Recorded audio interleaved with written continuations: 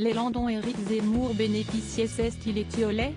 À moins de 3 semaines du premier tour de l'élection présidentielle, le candidat surprise vient d'accuser un gros coup. Ce lundi 21 mars, dans un sondage OpinionWay et apparteneur pour les Échos, il est tombé sous la barre des 10% d'intention de vote. Avec 9%, si est-il la première fois depuis le mois d'octobre dernier qu'Éric Zemmour est si bas. En l'espace d'un mois, le candidat Reconquête a perdu près de 6% d'intention de vote.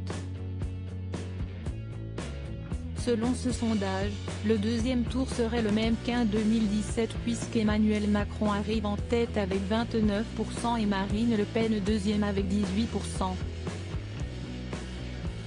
Sur la troisième marche, avec 13%, on retrouverait à égalité Valérie Pécresse et Jean-Luc Mélenchon. Ce sondage, l'équipe d'Éric Zemmour ne veut pas s'en préoccuper.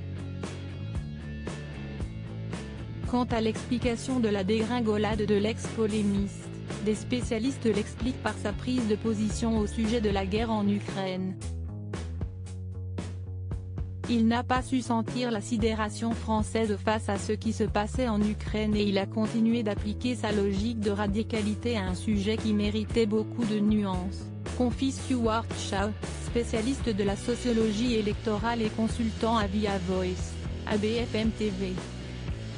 Un avis partagé par Bruno Cotret, chercheur en sciences politiques au Cevipof. Ces potentiels électeurs qui ont souvent voté pour François Fillon en 2017 et qui sont principalement issus des catégories supérieures sont très sensibles aux questions internationales, assure-t-il à BFM TV. Ce genre de propos leur a fortement déplu.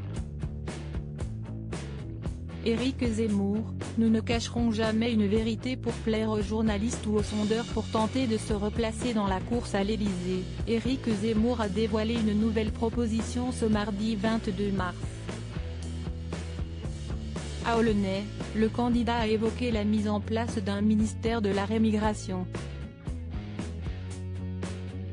S'il est élu, il promet de faire repartir 1 million d'étrangers en 5 ans, notamment des clandestins, délinquants et criminels étrangers et fichés S étrangers.